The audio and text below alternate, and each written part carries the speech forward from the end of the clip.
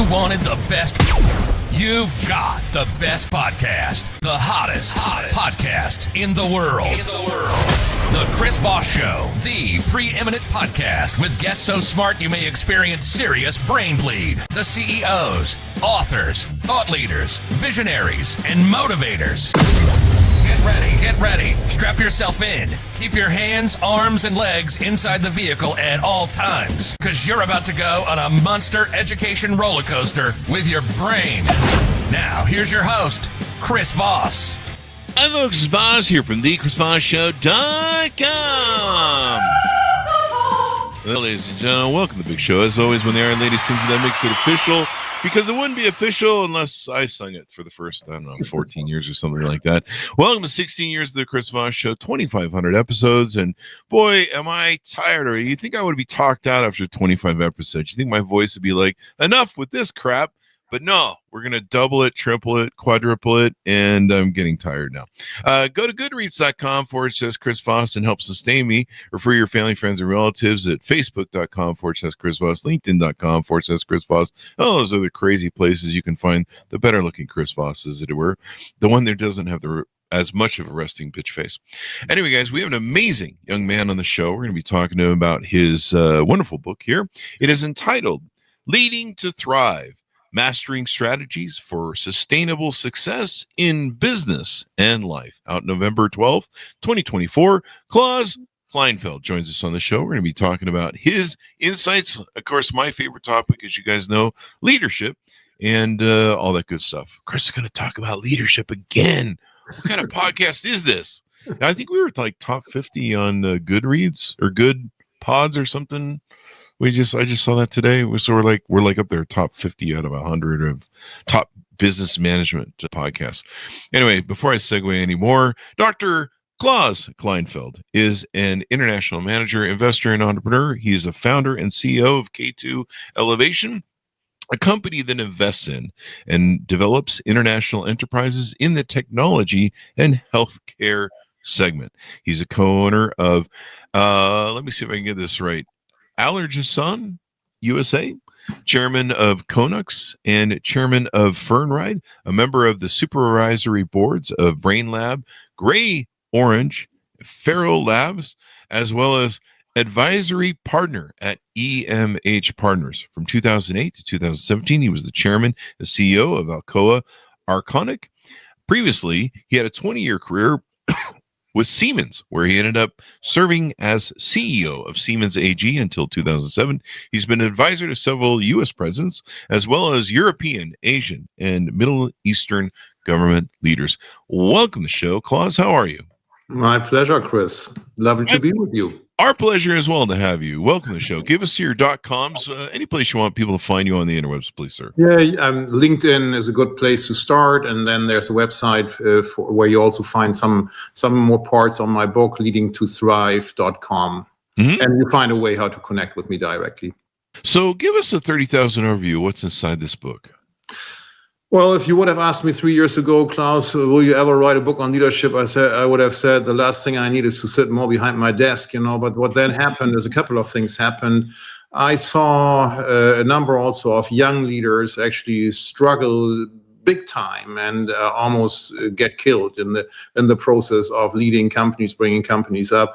And I said, I have to put down in writing my conclusions on 30 plus years of running something. So the leadership, this is a very different book. I think you've read it, Chris, and it has literally only two large chapters. One is called The Inner Game and the other one is called The Outer Game. The Outer Game is typically what people talk about when they talk about leadership. How do you build your team? What's the strategy? How do you build competitive advantage? How do you manage for efficiency? What's the situation with your board? How do you find talent and all that stuff? That is in there, and I think juiced up with a number of funny or not so funny stories of life that I share. But I start with the inner game because my experience. And what is the inner game? The inner game is, how do you manage yourself? How do you get yourself energized every day in the game? Show your best game. Lead people, bring people together. Because I've seen that many people, including myself at a younger age, we're not having the right frame of how to do it. There's a lot of changes that have happened in business management and business leadership. It seems like, for a long time, we kind of had that Peter Drucker. Is it Peter Drucker? Am I thinking yeah. That Peter Drucker sort of, you do it my way or the highway sort of thing. Do it my way or get fired. Now it seems like a lot more of leadership is kind of empathetic leadership. It's encouraging people to bring out the best in them, make them feel like they're involved in something that's bigger than them. And it seems like there's more, not really sure what the word is right now, but there seems to be more of that going on, where it's more like just trying to bring out the best in people instead of holding a gun to them going, do good or else.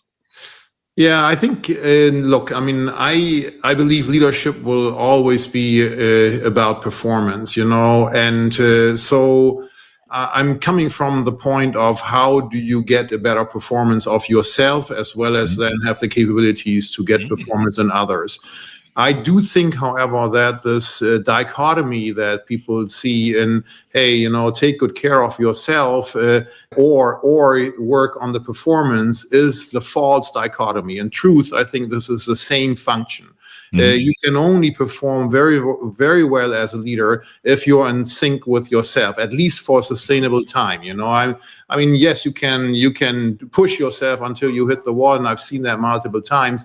But if you want to sustainably perform, you have to manage yourself well, and also keep in mind, you only have one life on this planet, and it's not just about the business of business, but it's also about what you do in your life. I've never seen this other false dichotomy as, hey, work-life balance. I mean, if your work isn't part of your life, then there's something wrong with it, So I think that was also one of the reasons why I wanted to write the book, because I felt that what you just said, I mean, people feel that sometimes it's more about these softer aspects, and I don't consider them the soft aspects. I consider them probably the hardest aspects if you want to get to top-notch performance. And unfortunately, they are very often coined as the soft ones. But if you boil down to it, I mean, to understand how do you gain energy, and people run. I've made mistakes like this. I've beaten my team, to come to a solution well after midnight. We came to something. I woke up the next morning, looked at what we came to, and I threw it away. And I said, "What crap is that? We're not going to implement such crap. We've now all have slept. We're gonna get back into the room and come out with something better than that. So and then the question of what is energy? How does that work? And I wanted to provide this framework. Happy to talk about that. Let's get into it some more on the framework and laying that out, because I like how you've separated that into the inner game and the outer game. So many business books are like, how to boss your employees around.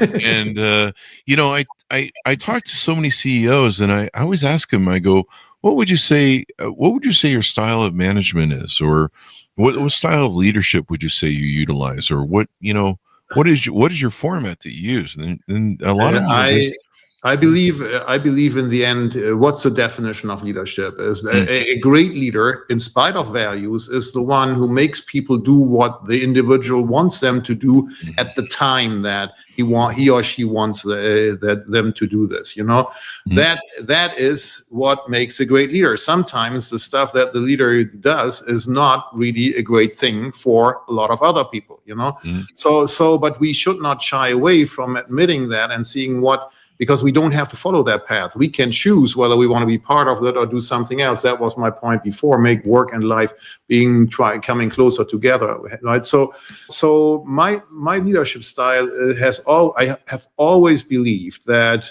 the only sustainable competitive advantage that companies have is the quality of the people and the way they work together. If you have and the world has been changing, and it's changing more drastically now. If you think that you can form a detailed strategy that captures what happens every day, wake up. The reality is not like that. You have almost like you're on a flight to Tokyo. I'm saying Tokyo because I've been there a number of times just in the last weeks. A flight to Tokyo from New York, 14 hours. 14 hours. I mean, the plane is off course 90% of the time, but the course is set Tokyo. So the North Star is clear, and it lands actually in this case not only on time but a little earlier. The Japanese, they're great on this, but during this time, and you have winds coming in, you have to change altitude because of weather conditions, and all of this happens, Yes, but the true north never goes away, So, and in the end, I do believe also that I have to look for talent, get the right people on board, and form a high performance team. And hopefully have everybody understand what it takes to have sustainable performance, and build your own energy level highly up. Yeah. And the energy level and the insight game that you talk about is, I think, really important. When you're not straight with yourself, it's really hard to do what you do. And then you also mentioned too, if you don't really love what you do, it's hard to deal with it and do well. For most of my, we've talked about this before on the show. For most of my life, I didn't do any work that I really had a purpose for and enjoyed. I was just an investor going, whatever. And people would come into me, they'd be like, "Oh, it's so great that you do what you love," and had multiple companies. And I'm like, sometimes I just feel like I got stabbed in the heart. I'm like, I don't love any of this. I hate this. I'm just doing it for the money, and I'm the CEO, and and I'm doing it for the investment of it, but I really don't like doing any of this. Like, I hate this business. That must be where the vodka came from. And that probably speaks to your energy level and taking care of your body and your health. I imagine you get into that in the book. So let's get to the energy frame, So first of all, let's say it's not about time management, it's about energy management. Because in the end, as I've been pushing for something and basically being burned out, it doesn't get to the right results. The energy, you wake up in the morning, hopefully you're relatively refreshed, you have decent energy. So what are the four sources? There are only four sources of energy that a human has, So the first one you touched on is physical. What is physical? You have to work out, move your body, eat well, hydrate, sleep, and kind of keep yourself and eat well, So that's reasonably well understood. The second level of energy is basically, I split it into body, mind, and soul. So that's on the mind side. I split it into emotional and mental. The emotional side, that's already where the problem starts. Many people don't understand. They basically think the emotional side they cannot control. And truth of the matter, all good leaders control their emotional energy by not letting other people drain them. You can select your environment, and what the fundamental understanding is, the emotion is in you. It's created in you. Given that, you have control over the emotion. So you can train yourself that you do not allow certain people to trigger you, and there are a couple of tricks how you do that. Breathing is one, just simply not paying attention is another, Then the other thing that's not understood on the biggest emotional energy level is love. The biggest at all of mankind is love, So many people tell me, yeah, but I mean, if I have a love crisis, I can't control it. But what people don't understand is that you can create a loving feeling for you if you show gratitude.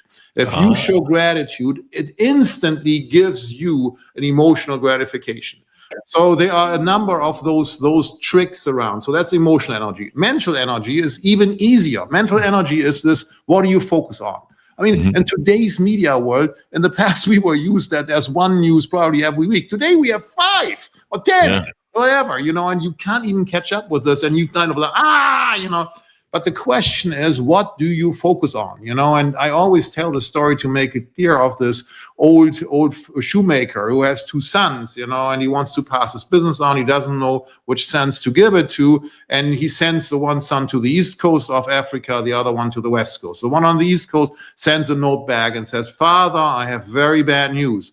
There's no market here. Everybody goes barefoot." The other one sends a note back and says, "Father, send me as many shoes as you can get your hands on. The market here is endless. Everybody goes barefoot." Classical, but it's a classical case of focus. What do you mental energy is all about focus. And literally every good leader has a way to to purposefully change their focus and look at something where when normally people say this is good or bad, a great leader would immediately look at what is the counterposition to that. What else do I see here? Do I see an opportunity, or do I see a challenge? And what do I do with it? That's on the mental energy side, And there are also other things where I can give you a guaranteed way how to have an unhappy day.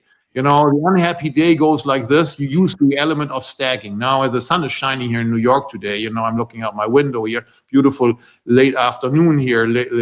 But the last days, it was gloomy, rainy, and cold. So you get out in the morning, it's dark. You say, oh, it's a dark day. The next thing that happens, your coffee doesn't taste as it's supposed to. Oh, my coffee is bad. The next thing is your spouse is going to say something wrong, or your dog is not going to wag the tail. And so you stack it up. By the time it's 8 o'clock and you really start taking all the calls, you're already in a very bad mood and you're very drained. So. And to fight this, you can actually flip this around and do it in the other direction, and also look at the good things that you have a nice home, that there's no war going on outside. So turn it around. So that's on the mental side. And lastly, the fourth level of energy, or the fourth type of energy, is spiritual energy. Mm-hmm. And we don't talk about that at all in business. But in life, we need to talk about that, because it is an unbelievably powerful level of energy. And I think a lot of people today shy away from at least trying it out, and mm-hmm. they feel like, oh, this is a life's decision, and God knows, we don't know whether God knows, so mm-hmm. And my take is, try it out for yourself, and I'm not agnostic to any, I would not recommend anything, but try out to get some connection to your spiritual energy. From own experience, I can say in my darkest times, this was what really helped me get through. So, and the last thing I would say, you mentioned this on purpose. Purpose is this very odd concept. Interestingly, purpose has been a debate of mankind as long as mankind has been around, because it is about the question, why are we here? What mm-hmm. are we here for? The ultimate question that everybody at certain points in time always asks, what am I doing? Why am I here for? And the most interesting thing is, purpose does to energy what a laser does to light. So it basically takes a laser takes light and condenses it, and then, makes it very, very strong force. Purpose is this thing that does the same thing to energy. A diffuse energy comes together. You wake up in the morning, you want to do these things, you want to achieve these things, and you say, my God, it's great. Another day, I don't mind whether it's dark outside. I get out, and I get moving. I have another day to work in this direction to achieve this in my life, Mm-hmm. That's what purpose does. And by the way, in most cases, people are looking for the one purpose. And it's not, in my view, not the one purpose. You have multiple roles in life. You might be a father, you have a business or multiple businesses, and you have different things different per piece, so to say, that you want to achieve, But look for it, reflect on it, and find it, because it literally powers you through. So that's basically around the energy. Well, I love that you delve into the, it's almost like in talking to you about being a CEO or a leader, it's almost like being an Olympic coach. You've exactly. got to have the outer game. You got to have the muscles and the strength and the whatever you built to do whatever you're doing in the Olympic sport or something. But you also have to have the head game. Exactly. And if you don't have the head game, you can be about as strong as you want. Absolutely. Yeah. And I remember finally finding, the podcast is the one thing I found is my purpose and my love. I love collecting stories. I love sharing stories. I love hearing people's stories. I'm a story collector. And so it makes a whole difference in your life when you find your purpose. And then to also reiterate what you said, you talked about how gratitude is such an important point. I've learned sometimes through my darkest moments the hard way, this is that gratitude is so important at regrounding you, at making you not get lost in, like we were talking about, all that minutia of crap that can go on in a day. And so I have something every Sunday called Gratitude Sunday. And I started this during COVID because I lost a lot of money during COVID. We used to do a lot of events with the podcast. We would go out and interview CEOs at big shows like CES and different things. And we just watched everything disappear overnight with COVID. And so in fact, it's called Gratitude for Gratefulness Day. That's what my Sunday is, every Sunday. And so I spend my Sundays focused on being grateful. And, and I did that during COVID. I did that during the 2008 Great Recession when I lost all of our companies. And I just found that by sitting down and going, what do I have that what are my assets? What do I have? And what should I be grateful for? And it really helps recenter you and give you a foundation to work from, and also to help you realize that, your life isn't that bad off sometimes, Totally. I mean, I have a long chapter on purpose, because I feel that many people have thought about it, very smart people have thought about it. And I think I want to give a little guidance to what do other people think. But the one chapter that I always get chills of is the one is a study on what do people say on their last breath, on their deathbed. Right. And it is really shocking.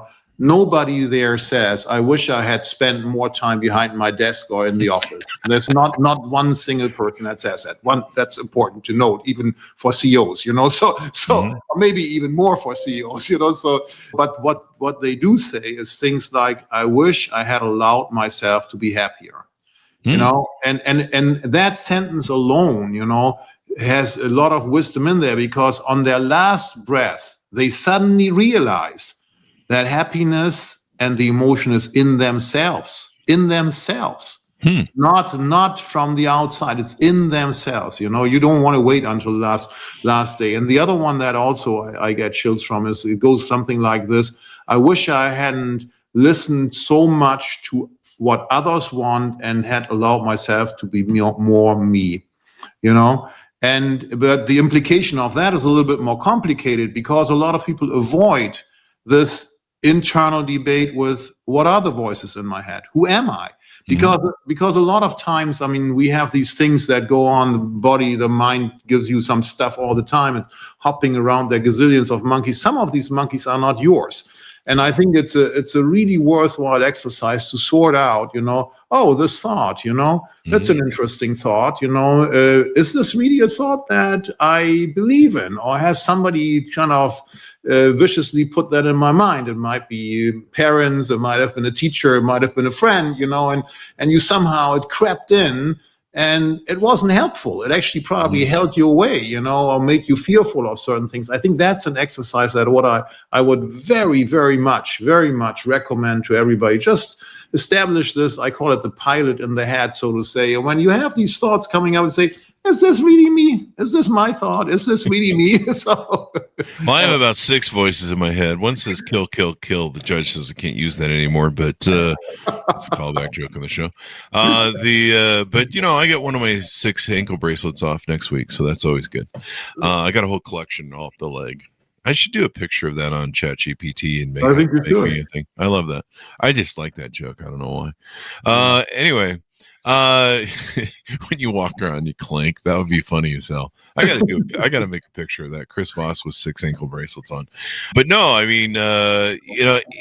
like how it seems like a lot of the stuff you've talked about in the book and here today has an introspection value, where you're advising leaders to be introspective. Like I say, I ask a lot of leaders, what's your leadership style? What's your functions that you utilize on a daily basis in your toolbox? And I don't know. I've just been, and they do obviously have some sort of successful mechanism that they're repeating. They're like a great basketball player, but they don't really. It's become so well practiced, they don't really think about it anymore. And then the problem is, sometimes when that system doesn't work anymore, they start to fail, and they're repeating the same failure mechanisms. They're like, why am I failing now when this used to work? Correct. Yeah. Correct. Yeah. So having that introspective is really good. What else should we talk about that we can tease out to get people to pick up the book? Look, I mean, one of the things that people struggle with very often is how do I build a great team? How do I find talent? How do I build a great team? I mean, let's probably start with talent. I mean, talent. I've always looked at talent from, I looked at it from a perspective of, I call it the T-shaped leadership model. And basically what I mean with the T-shaped is the T parts is the commonalities that are needed for leaders, which is communication skills, analytic skills, and probably some mental toughness, So this is on the horizontal side. On the vertical side, it's what I call the legs to stand on, legs to stand on.